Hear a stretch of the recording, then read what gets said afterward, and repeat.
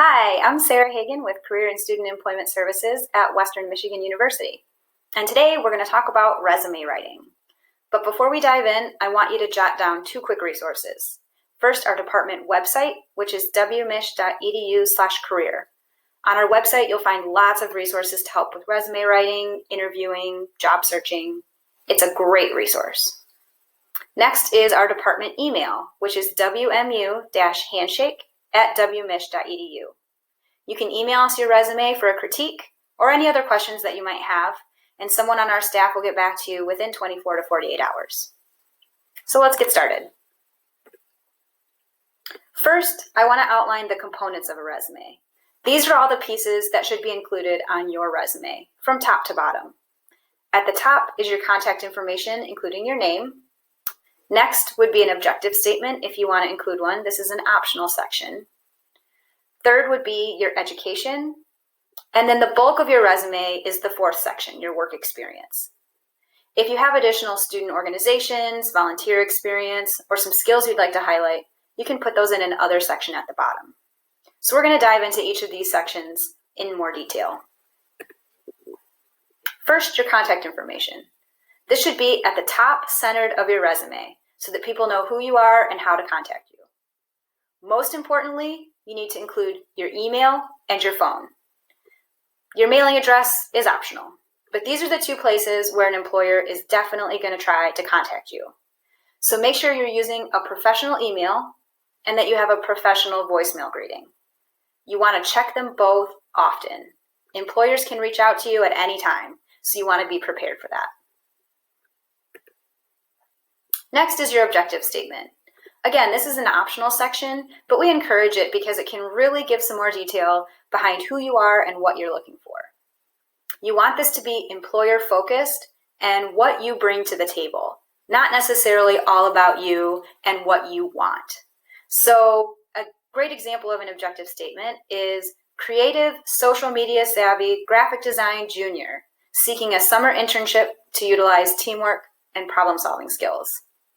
So here we have information on the candidate, what it is that they're looking for in terms of full-time employment, internship, some of the skills that they bring to the table, and it talks about specifically what it is that they're looking for. So we don't want any vague statements on an objective statement.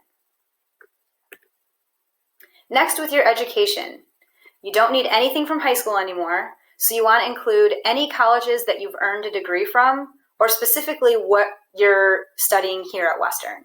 So if you took a couple of transfer classes at a community college, you don't necessarily need to include that in your education section. You want to make sure you spell out Western Michigan University and just your expected graduation date. You don't need to say when you started or how long it's taken you to earn the degree, just when you expect to graduate. You want to spell out your full degree, Bachelor of Science, Bachelor of Arts. You can check DegreeWorks for that information.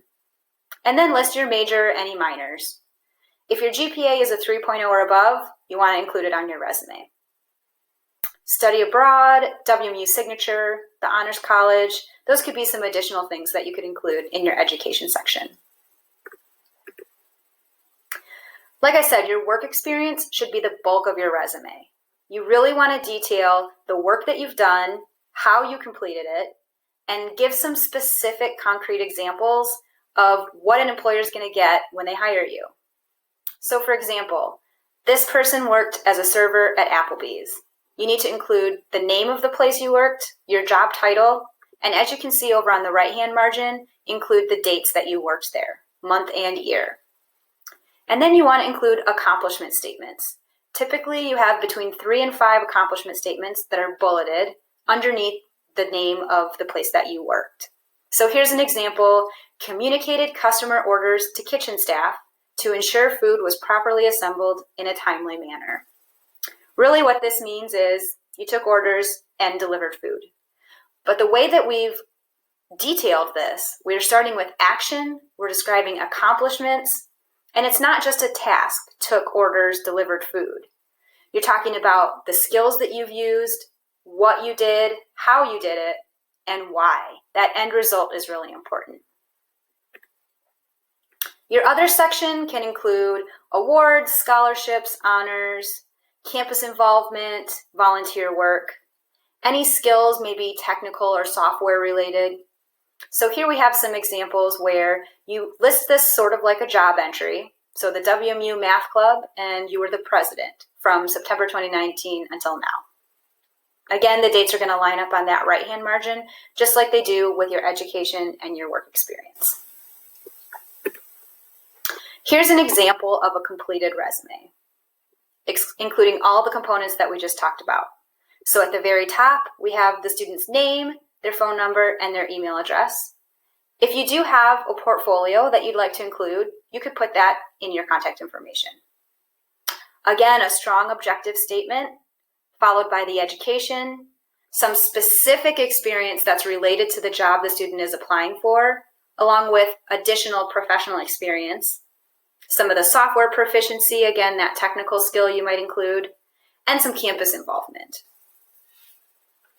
You want to make sure that your headings are clear. So here we have them in all caps and bolded, so it stands out really easily for an employer to scan a resume quickly and find what they're looking for. And again, all of the dates you see line up on that right-hand margin. Couple of tips and tricks. Don't use a resume template. It can be really easy to download something from Canva or Microsoft Word and just fill in the blanks. We definitely encourage you to do this to get started and do some brainstorming, but when you're writing your resume, you want it to be a blank document that you build from scratch.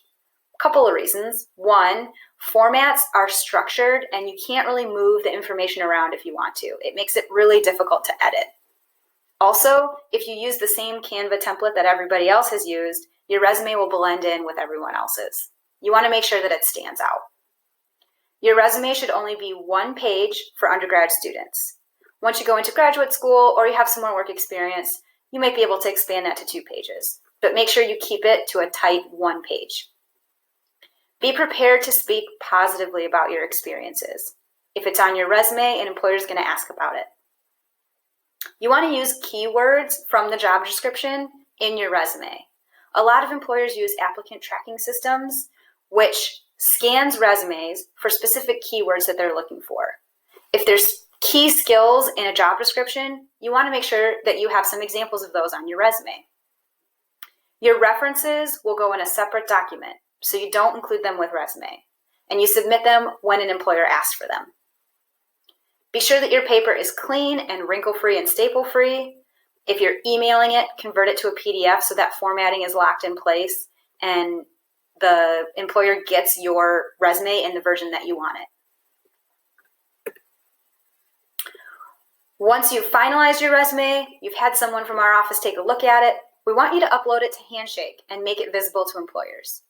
You can access Handshake at wmish.joinhandshake.com. This is our job search software that we use at Western. You can search for jobs, internships, and on-campus employment through Handshake. You can read peer reviews about companies or jobs, and you can also find information about job fairs and employer events. So make sure that you're uploading your resume and making it visible to employers so that they can find you. Additional resources to help, again, our website, wmish.edu/career, Handshake, wmish.joinhandshake.com, or like I mentioned at the top, you can email your resume to us for resume critique at wmu-handshake@wmish.edu. We strongly encourage you to download our career development guide as a PDF. The guide is full of tons of example resumes and a lot of detail on how to build your accomplishment statements and how to format your resume. You can find our career guide at wmish.edu/career/guide. We also want you to follow us on our social media, on Twitter, Instagram, and Facebook. Again, if you have any questions for us at all, send us an email anytime, wmu-handshake@wmish.edu. Thanks, and have a great day.